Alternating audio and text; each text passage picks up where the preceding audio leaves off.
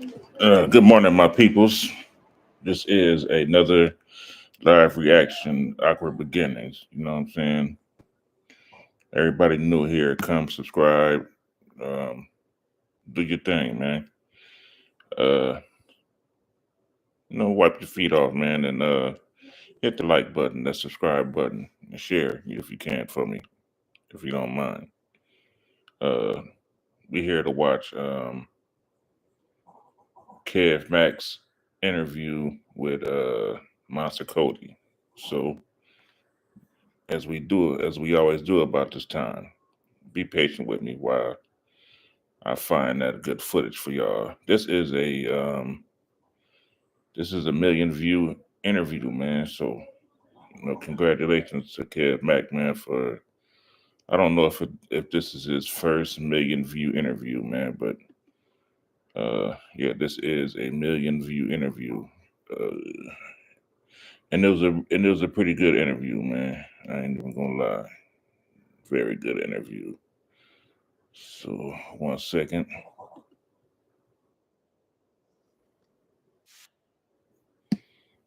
All right, let's get to it. Let's get to it, y'all.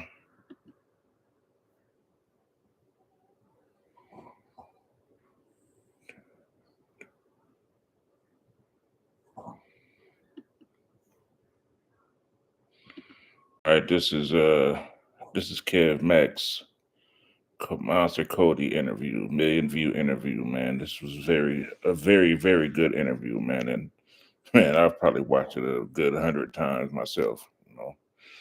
So let's get to it, y'all. Everybody go over there to Kev Mac, go subscribe to his channel. A lot of great content over there, good interviews. Uh, Kev Mac he's changed his format a little bit, I'll say, man. But from what I understand, this how shit go, man. You just do your thing, and you got to calm down and go back to the drawing board sometimes, and you know, uh, get it back together, and that's what I think Kev Mac is doing right now. So y'all, y'all check this interview out right here.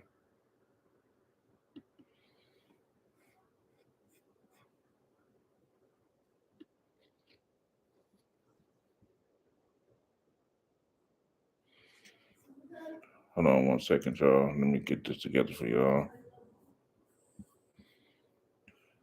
It's coming right about now, like we always do about this time. Yeah. All right, here we go.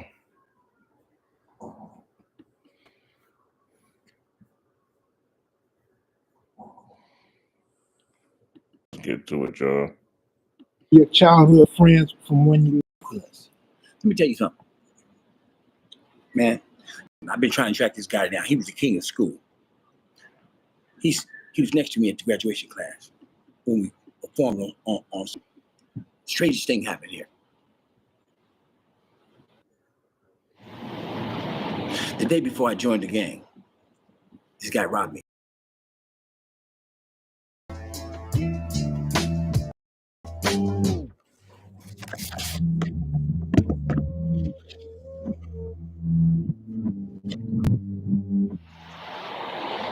I came through the gate. I had a dime for milk in my coin pocket while I thought I had a good stash spot because my pants were so motherfucking tight.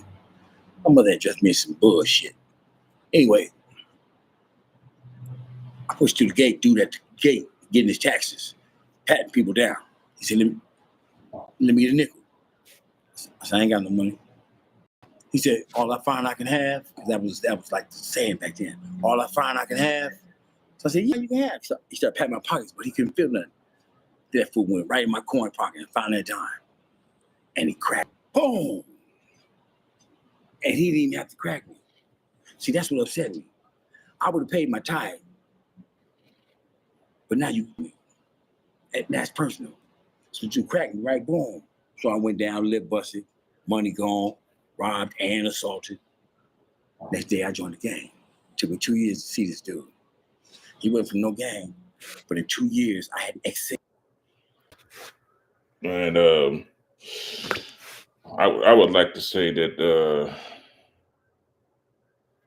Monster Kody was one of the, out of all the people that Kid Mac interviewed, he was one of the best storytellers, man. That probably hit Kid Mac's channel, and his stories never changed. They're the same story on every platform that he was on. Every interview that he did, his story was always the same story in this book. You know what I'm saying? Um, rest in peace, Monster Kody, man. He was one of our best storytellers, and I hate that he went out how he went out. You know what I mean? But, man, I know how it is. I know how it could be, man. When you're everybody, you feel like everybody and their mama done turned their back on you. They use you for all of your money. Money gone, everybody take off. And don't want to f with you no more. You know what I'm saying? But I can kind of understand that. I can see how I feel. Understand that, man. But that's what I think happened.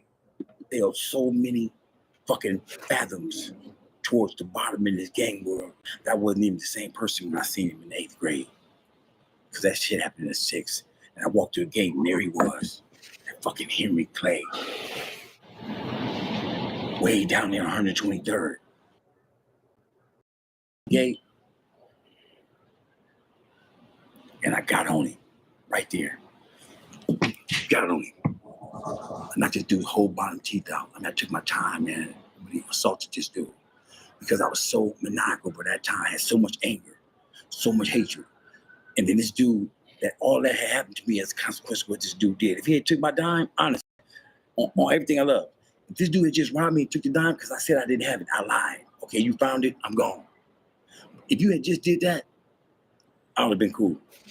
I probably wouldn't even go to join the set the next day. I wouldn't have had that built up anger. I already had been curious. Everybody went through it with bullies, man. Even some of the OGs, in their times, they went through it with bullies and stuff. You know what I mean? And this is his story, of course. You know what I mean? Because I had been writing Crip here and there. You know what I mean? But I really wasn't really like, no. It was just this amorphous Crip thing. That when I see the homies, they would say, hey, little nigga. And I was like, hey. Tell me about Raymond Potts. Raymond Potts was a small man. Dark. Kind of hunched over. But he was a serious gunfighter. He was a serious Crip. He was a gangster like a motherfucker. That motherfucker there was a Crip through and through. He's probably the focal motor, the original Rolling 60 Crip. He from the Dinkers to that is him. He was that. They gathered around him. T-Bone, Black Bobby, KC, Baldhead Bobby. They all function around like Loose Boot. When you say Dinkers, you talking about the Dinker Crips? Yeah, Dinker Crips. Yeah, Dinker Crips. Dinker Boys was a little bit up further on between 74th and Florence. We wiped them out. Well, we didn't wipe them out. We just gave them ultimatum. Like Took used to do. Took will walk up on you. You might be from, say, the Rebel Rousers, the gang that preceded the Harlems, the original Harlem Crips. It was the Rebel Rouser. And Took will walk up to you, him and his group, and say, is it Crip or what? Is it Crip or what? Shit, there's probably only a few people around that's still living that may have had a one-on-one like story with Tookie Williams and Raymond Washington.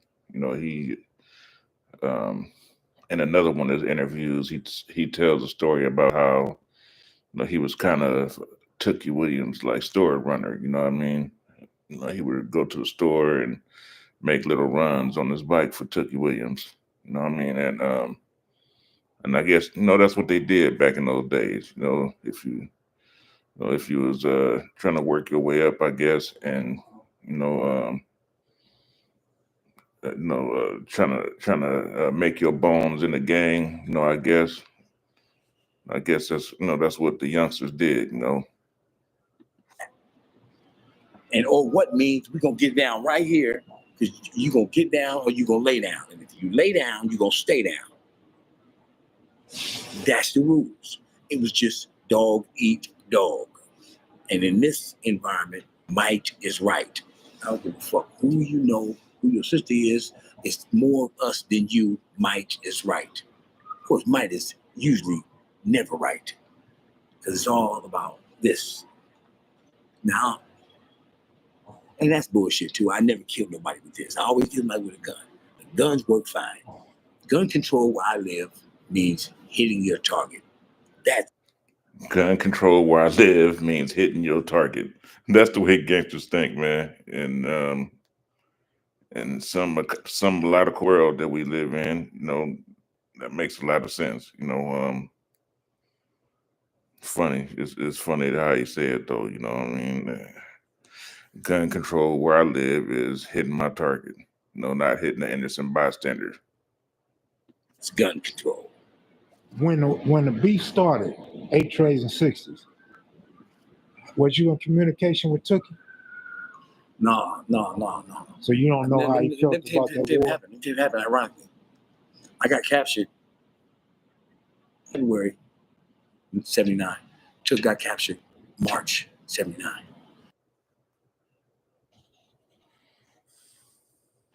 The last time I saw him was January 79. Last time I saw him. I didn't see him in jail none. When'd you get out? Until 86 in San Quentin. When he was on death row, he would come through East Block when I was in the shoot. So, tell me about my guy, Odie Shaw, rest in peace. I had the unfortunate lot of being accused of shooting Kody Shaw.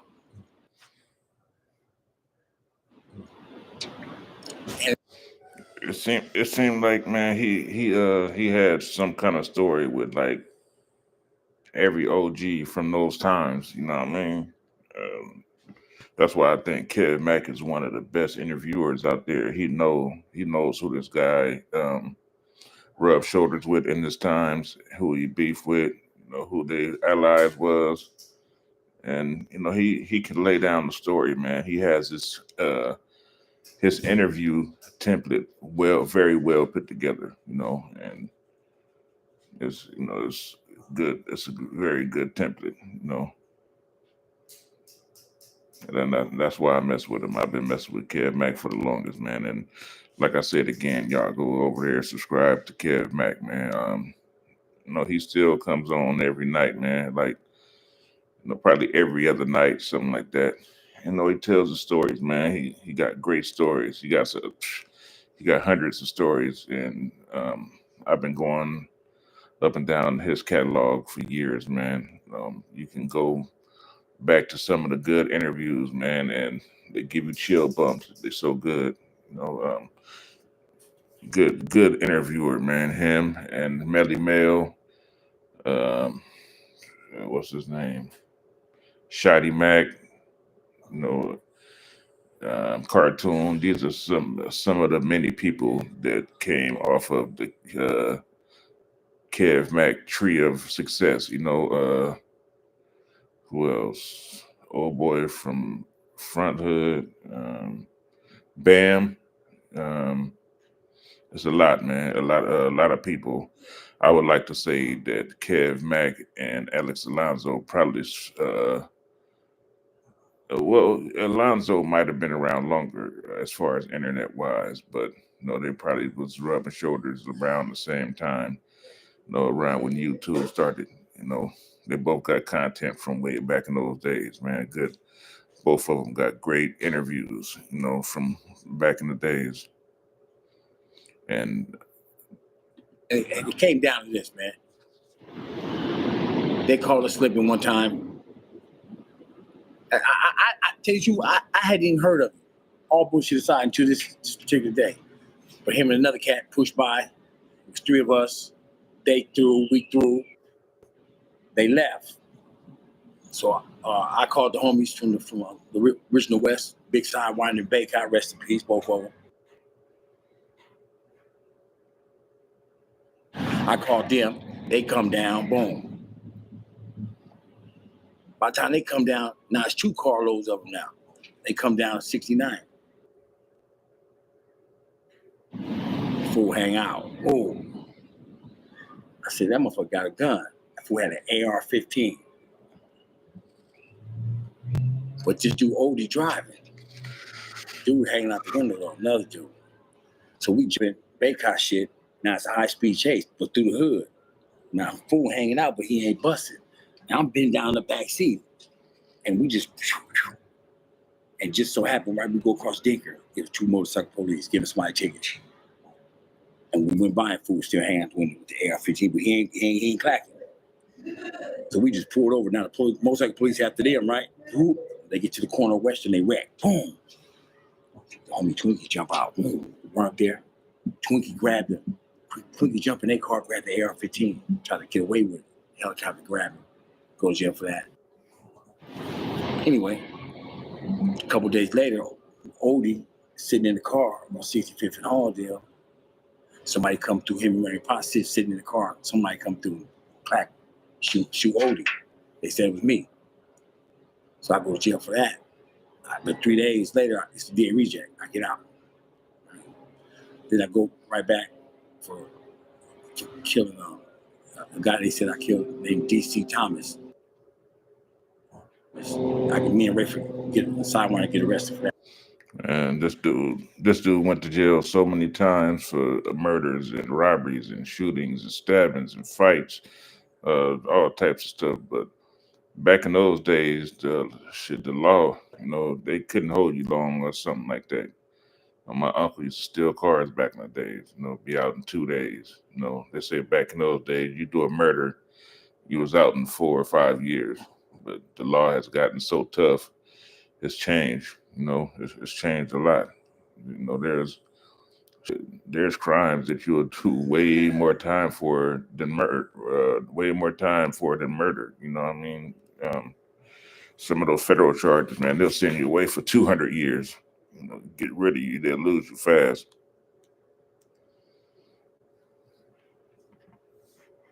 That murder.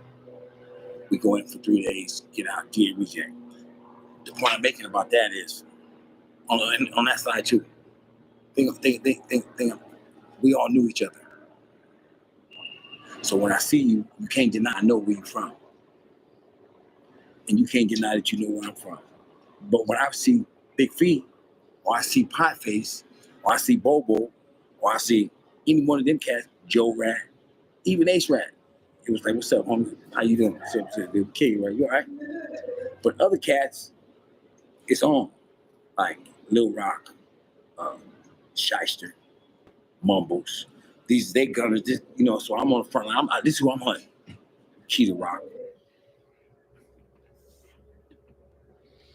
Key Rock, man.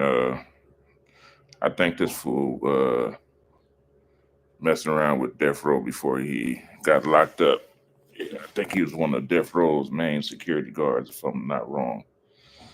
But that's an old picture of him. See, that's one thing about Kev Mack, man. He's an avid history collector. He has thousands of pictures. They're all watermarked.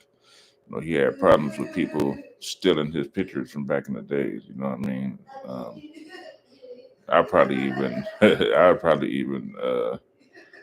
use some of his pictures, to make videos with or whatever. But just out of respect, I won't do it no more, man. But a lot of people use his footage, use his pictures. And I don't think he even mind if you hit him up, let him know and, give him a shout out. Let his logo show, you know what I'm saying, if you're going to react to it. Kev Mack, he's a real fair dude, man. He looks out, he's been looking out for me for the longest, man, with this YouTube stuff. It's hard, man. And he tells me everything that I need to know about this stuff, man. And I really appreciate that, brother. You know what I mean? Good dude. And I know this was like the prime of his like this interview right here was like the prime of his career. This man, this is like hitting the top, man. Getting this interview right here. Then for him to die after that, you know what I'm saying? This is had to been one of the best.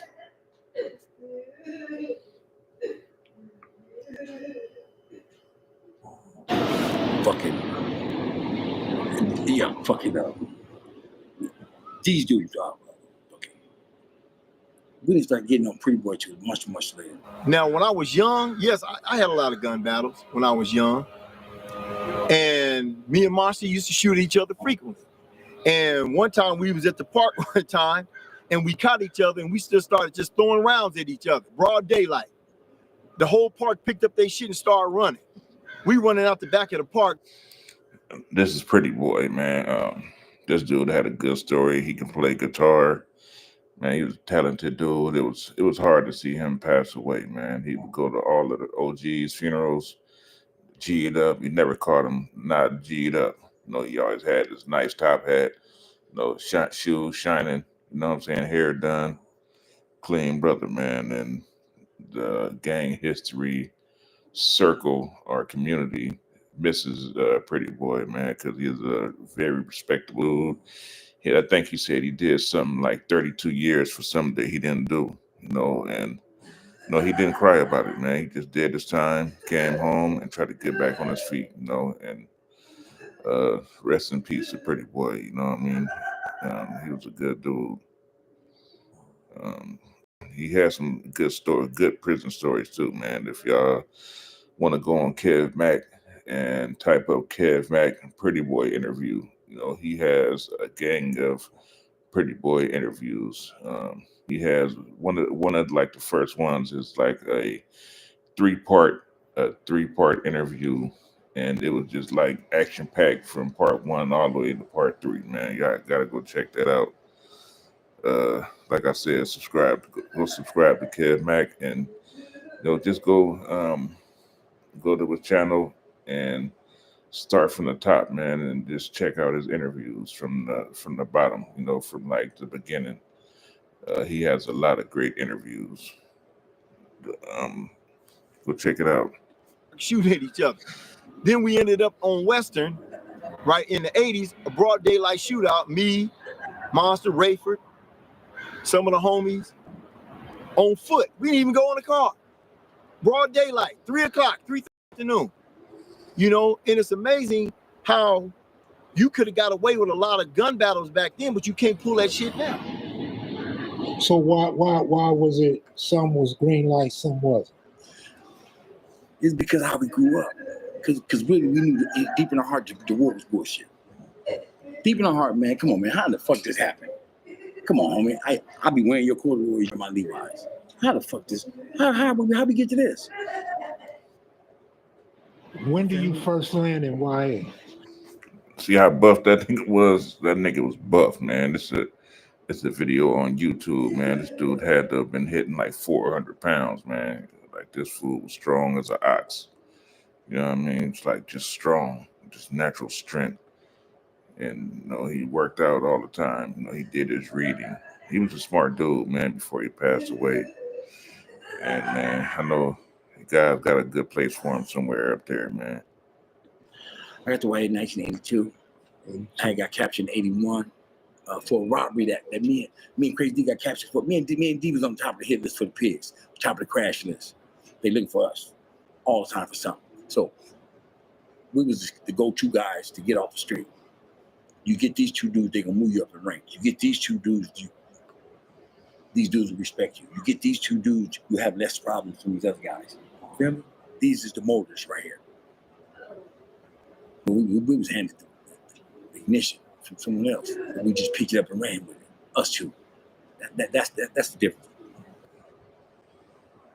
But yeah. Walk me through your first time going to 4800. I went 4800 early, man. I went 4800 the same year they created it. You know, after Heron, rest in peace, man, was jumped on by the pigs. Explain what 4800 is. Well, 4800 was actually just a regular module on 4,000 floor. They kept people in there who was in transit, moving from here to there. It was just a dump little spot right next to the kitchen, 4,000 floor.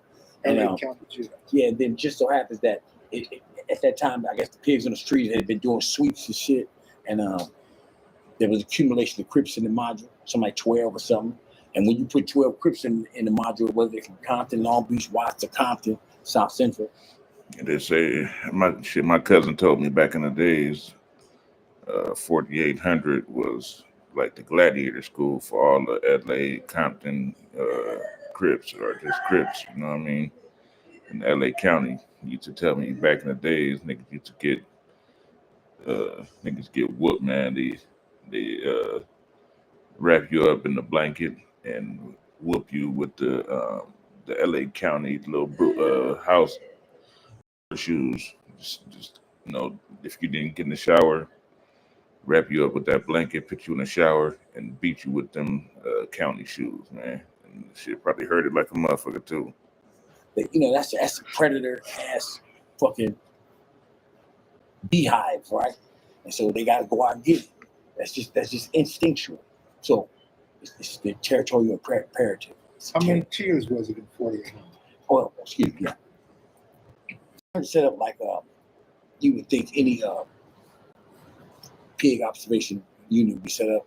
There's in the center there's a gangway, but it's encased in like a concrete at waist level, and then on top of the concrete there's a panel where the pigs can walk inside this little groove and observe the tier at second tier level. There's 4 tiers: Abel, Baker,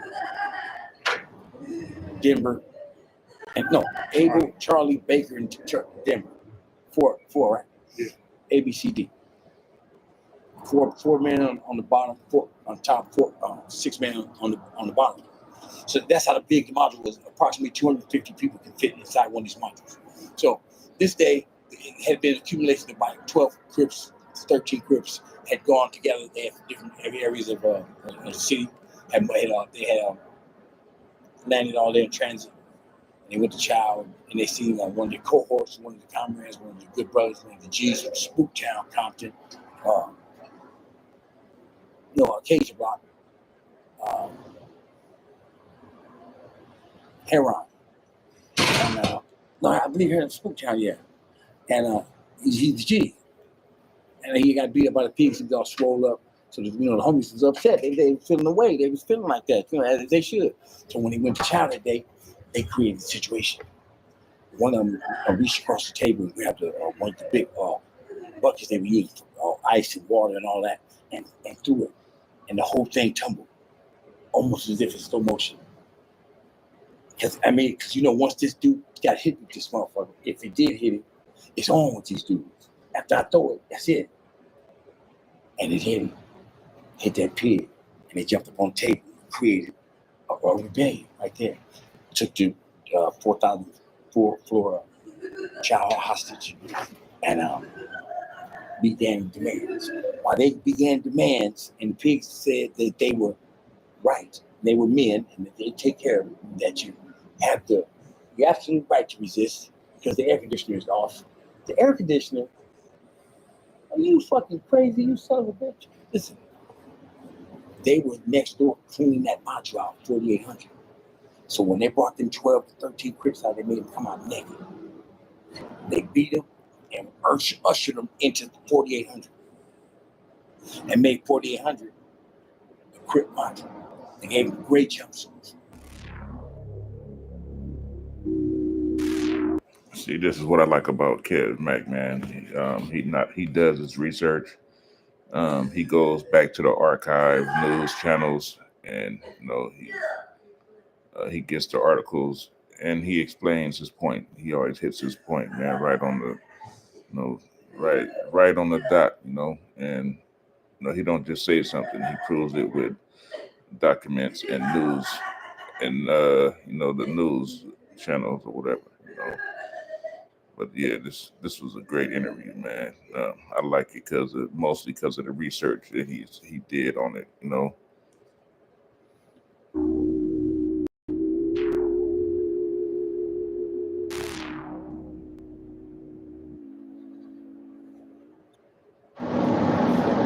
they came out visits, they had to be escorted on a chain like slaves. Every other prisoner in the jail wearing blue jumpsuit, the Crips wear red. So in no time, there were 250 Crips teaming at the gates. Barbarians, for sure. Right at the gates, literally. Trying to get it over. each other. And so it began with me there, the organized crime mentality. That reminds me of Colors. Y'all remember Colors? The movie Colors is probably like one of the first gang movies in California that explained, they explained LA County gang history. You know what I mean? Like the beginnings of the LA gang story. You know what I mean? The part that he was describing when they were like they were like at the bars and they were screaming at each other. 150 Crips on one side, 150 Bloods on the other side, and they were just throwing signs up to each other and stuff. I believe that's what he was explaining right there, the L.A. County, and they showed a part of that in the movie Colors. It wasn't exactly like he's explaining it, but they gave you a good idea of what it was like if you go look at that movie Colors. Because it really wasn't revolutionary yet. It was organized crime still. It was, I started saying, damn, I had been, I think I was having like an epiphany because like I said, I had been introduced through Tookie and them, through y'all antics, through y'all culture as a Crip before sets were even like, you know what I mean? There were cliques, but there weren't sets. You feel me? And so then when my set became, it was like, that gave me a reason to set trip. You feel me? And the more you put a label in front of you, the more you'll cling to it as not only strength, but as a excuse. Why you don't have to do nothing.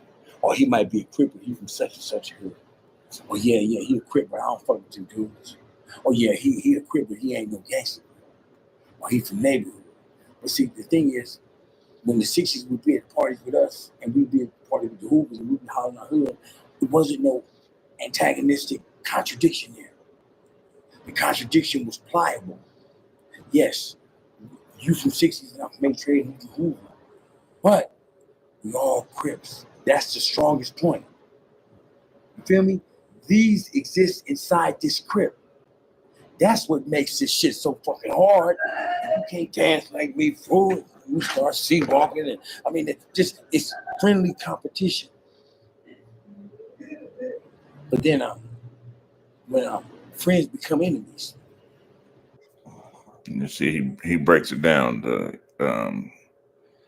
They were like brothers to the A-Trade gangsters once upon a time, and in one of his interviews, he tells about a fight that ended up in a murder. I think a 17-year-old from Rolling 60s went behind some building over there off of Crenshaw and something. The Hobart, it was the Hobart Club or something like that. They went behind there and fought, and they ended up going to go get a gun and shot one of his Kev Max homeboys' younger brother. And I believe that's what started the war between the A-Trays and the Rolling 60s. If I'm right, I mean you can go to Mac interview, man. He has a story about the war between the A-Trays and the 60s on his channel.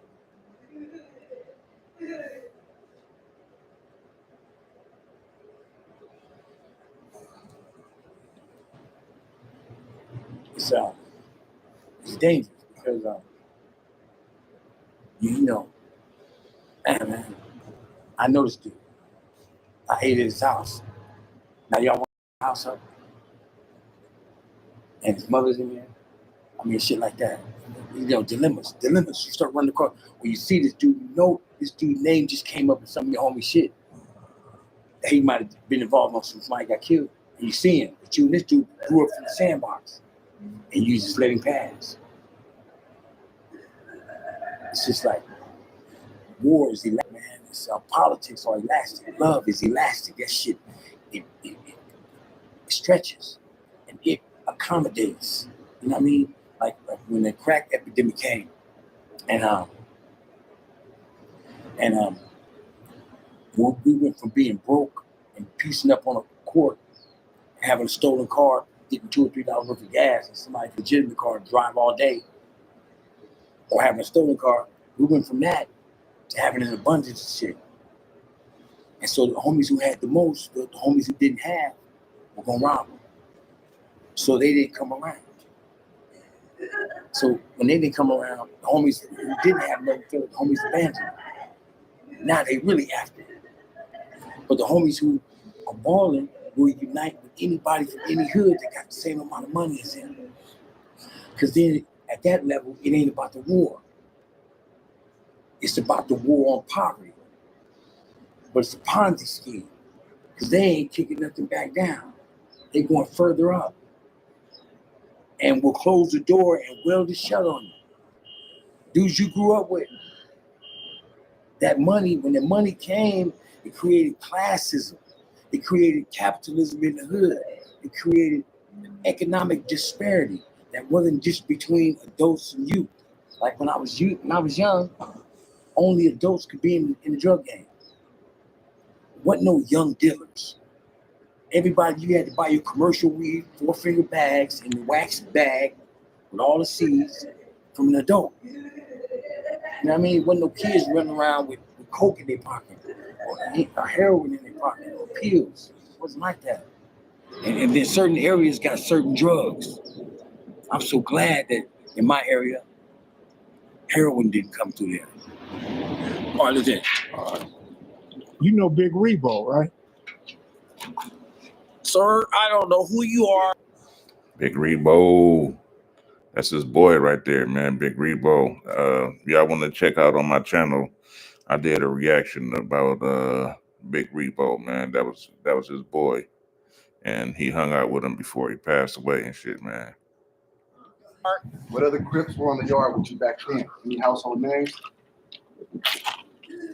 Doc from Harlem, James Miller from Harlem Godfather, Monster Kody with his crazy ass, Lil Fee. Big Rebo from Park Village. Man, listen, let me tell you something. if ever there is a Crip's Crip,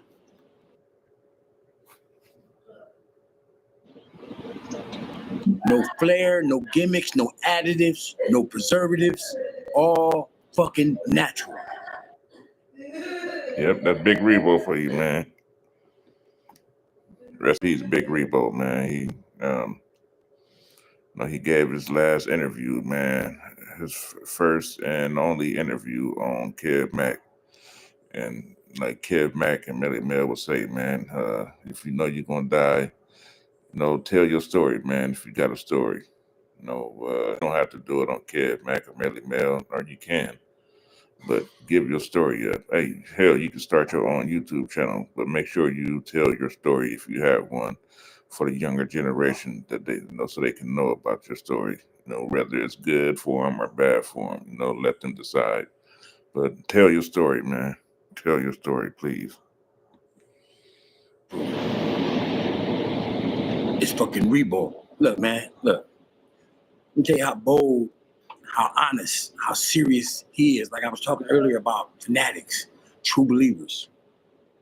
We in the Crip module, this fanatical ass 4-tier module.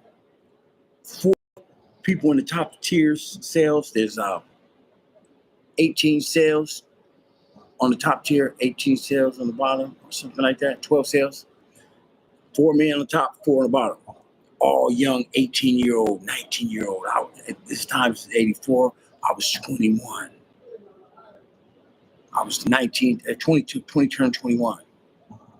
I got out that year. I got out in 84. I got out white in 1984. And I got a shootout with Lil Fee. And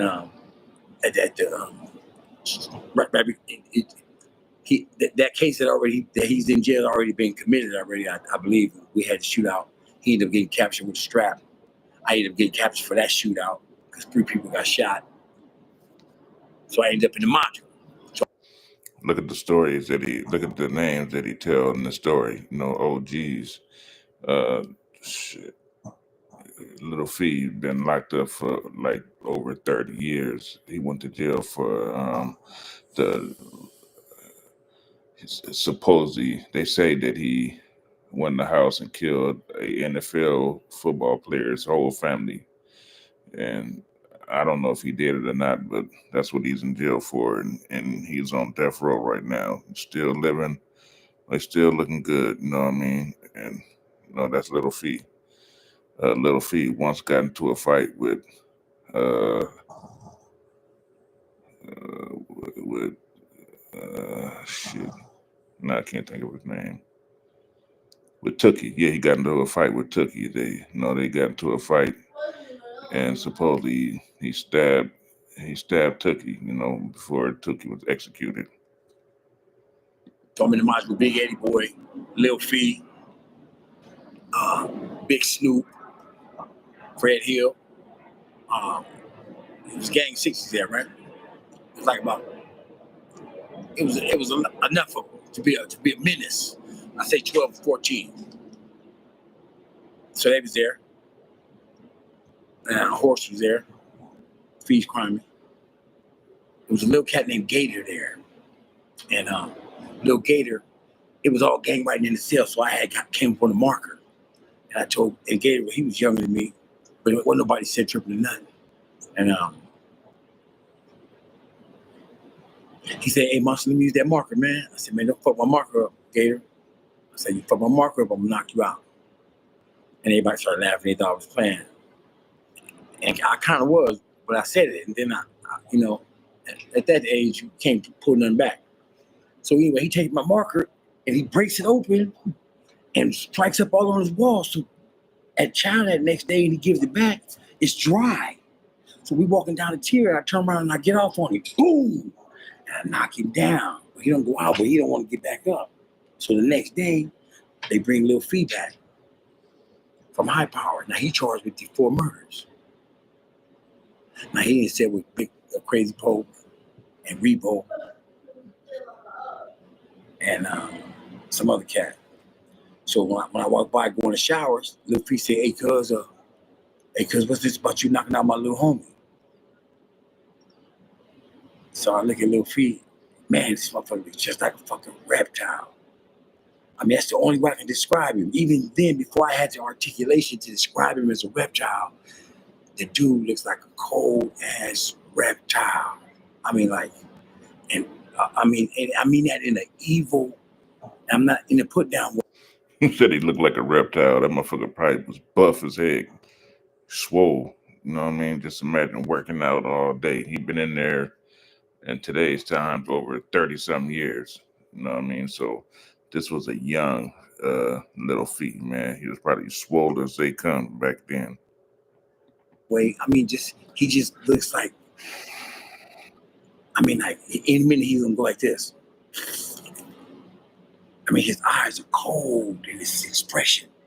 He had them light colored eyes. He had that pointy nose. I said, this motherfucker is fucking reptile. It was crazy, right? So anyway, I said, look, hey, homie, this is 84. I said, hey, I did all the riding I'm gonna do on your hood. I ain't even tripping on that. So he looked, he said, yeah, I did some riding too. So then Rebo stepped up. He in the cell with Lil Fee. And Lil Fee looking at me, I'm looking at him. And Rebo get inside Lil Fee's head and say, right in his set out his head, he said, what that A-Tray gangsta like? He said, got right in my face, but I'm on the other side of the bar. He say, what that rolling 60 like? You motherfuckers just tripping, cuz. He went on a cold crip thing on us, right? And it was pride holding us up, like we didn't want to look at each other, but that shit was hitting us, that fool Rebo. So that's when I first really started taking notice of it. That this dude is like a fucking wild ass Southern preacher with this shit. This dude is a crip, right? So, all right, I'm in the cell with Killer from 107, who at that time, he was in good standings, and he was a member of CCO. So him and Rebo used to talk. I didn't join nothing I didn't need to. And I noticed that the other CCOs in the unit, there's about 13 of them, no, about 9.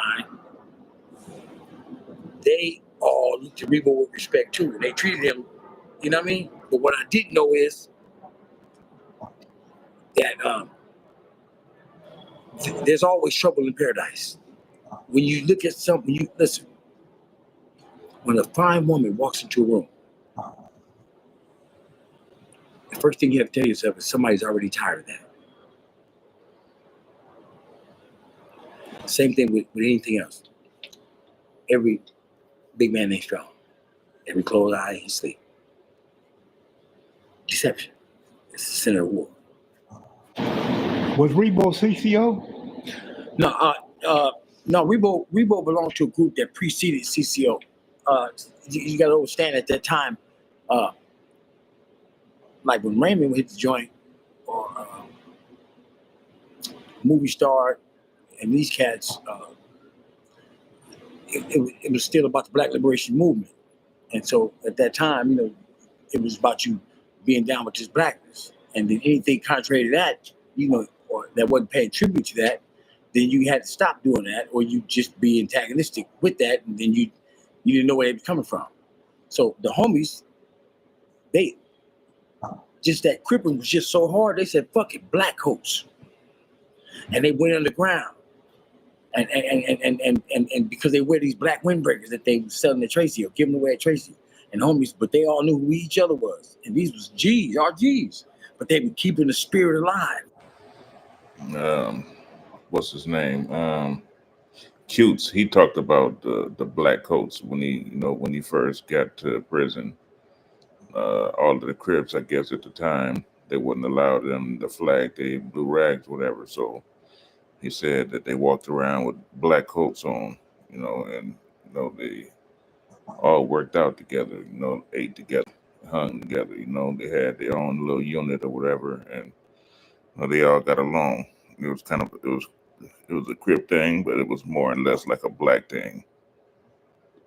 Keeping it alive in the sea of antagonism. And then the Vanguards came.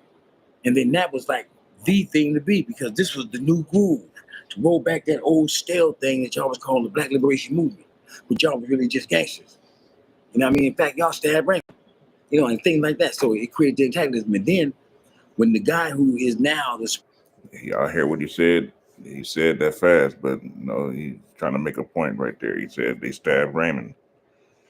And that was like a big question in a lot of interviews, man. Who stabbed Raymond back in the days in prison? I remember Ked Mack was doing an interview, and he asked somebody who stabbed Raymond, because this guy was locked up with him. It was a guy from the U.S. boys, and mid-interview, Ked Mack asked him who stabbed Raymond, and old boy stopped the whole interview. You know what I mean? And it had to have been such a big topic. He just kind of like took a pause on the interview for a minute. And when he came back home, they went to a whole nother subject. So that had to have been a big topic back then. Very serious. If you want to go to Ked Mack's channel and look up the interview, the U.S. boys. Supreme Commander came to prison. He was a Crip himself. Came from the juvenile team. That's Kenny Carter. And so when he became the Supreme Commander of Black Liberation Vanguard in prison, he lifted the ban on Crips and said, let them be who they want to be. And when they flooded out, he couldn't believe and understand how much he had been down since 72. The Crips didn't start, according to Tookie, on the west side until 71. 71. So Eddie Haythorne and Kenny Carter caught that case as East Side Crips in 72. So one of these dudes becomes the Supreme Commander of the Vanguard group. He lifts the ban. Crips start flooding out. Like, who is all these people? These dudes is the Crips.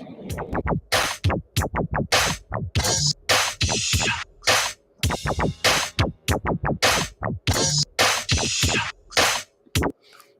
yeah,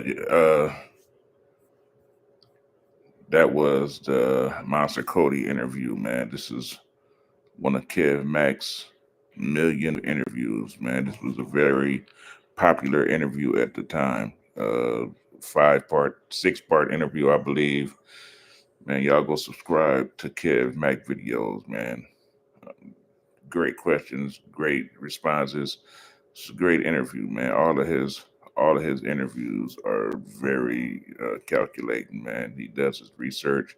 He pulls up old newspaper articles, documents, and stuff to prove his points, and he does a good job, man. And man, y'all go support Kev Mack because he's one of the historians on YouTube that does it right. He does his research. You don't put out something unless it's right. He's done his proper research. He's not going to interview somebody until he does his background checks first. And that process is long for him to be able to get that interview with you. It may seem like he's bullshitting or whatever, but he's doing his research. He's making his phone calls. He's making sure that your name is right, making sure that your story is right. You know what I mean? And as an OG, that's the way it should be done. If you're going to tell your story, if you're going to document your story, he wants to make sure that your story is being told right. And you can't blame him, because this is being documented on his channel. And it's totally up to him to lay down your story on his channel. But he want to make sure you're not telling a bunch of bull crap. So you can't knock him. And I agree with it because when you do good research, it makes up for a great story. So yeah, go check out Kev Mack, man. Monster Kody interview. Like I said, it's like 5-part interview. I got Monster Cody's book over there too, man. I started reading it. I'm gonna probably get back on it tomorrow, man. Maybe tonight. It's a good read, man. A lot of great stories that you've heard other gangsters talk about in that book. You know what I mean? So, yeah, man, y'all go subscribe to Kev Mack. He has 2 channels. I believe he has the blue Kev Mack sign and the black Kev Mack sign.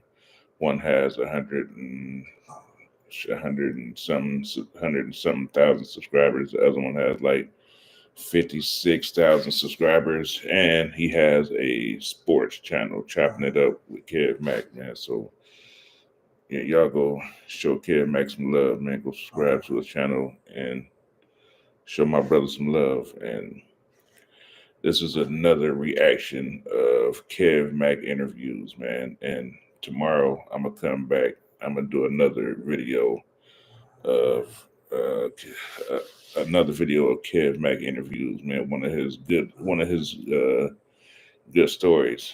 See, I did Rebo first. Tonight I did Monster Kody. I'm gonna probably try to find somebody else that passed away and do his interview. Somebody like Barefoot Pookie, or Pretty Boy, one of the legends that passed away, man, and has footage on Kev Mack's channel, man. So, like I said, man, y'all go over to Kev Mack, subscribe to his channel, show Kev Mack some love, man, because his stories are worth their weight in gold, like I would say. And it's good history, great research done. All right, so all right, y'all have a good night.